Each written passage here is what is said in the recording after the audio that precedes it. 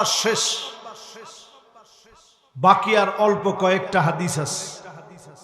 কয়টা?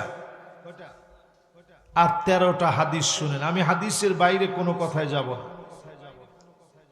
কোরআন এবং হাদিসের বাহিরে কোনো কথা আপনাদেরকে শোনাবো না। তাহলে 7টা শেষ। এবার কত নাম্বার? 8ম নাম্বারে প্রিয় ভাইরা আমার, নবীজির উম্মত যারা এই মাহফিলে বসলেন, নবীজি আমাদেরকে খুঁজবেন, কোথায় আমার সেই উম্মত? সেই দিন নবীজি দূর দূর করে তাড়ায় দিবেন বেদাতীদেরকে। নবীজি বলবেন সোকান সোকা লিমান গায়্যারা বাদি, যে লোকটা দিন পরিবর্তন করে ফেলেছিলাম, আজকে দূরে সরে যাও, তোমার সঙ্গে আমার কোনো সম্পর্ক নাই।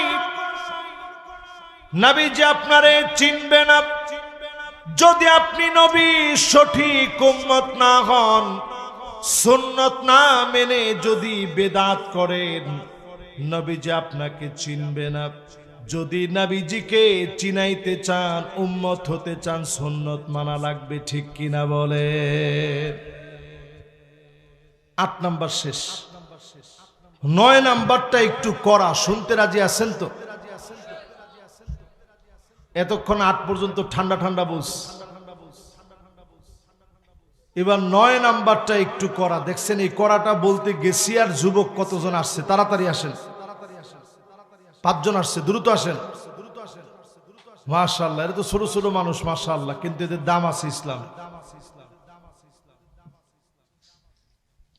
এবার 9 নাম্বারটা ঝটপট করে শুনেন। রাজুলুন বায়আ রাজুলান লা ইউবাইউহু ইল্লা দুনিয়া। নবীর উম্মতের আজকের মাহফিলে কান খাড়া করে শুনেন।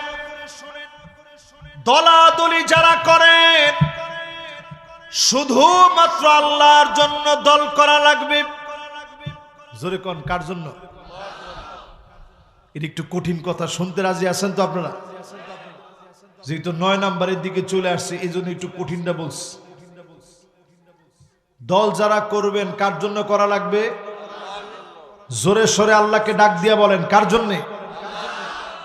নবীজি বলতেছেন এমন একটা সময় আসবে, দেখবা একজন আরেকজনকে গিয়ে বলবে, আজ থেকে আপনার দল করব। মানে আপনার দলের নেতা আমি, কর্মী আমি, সব আমি। আপনার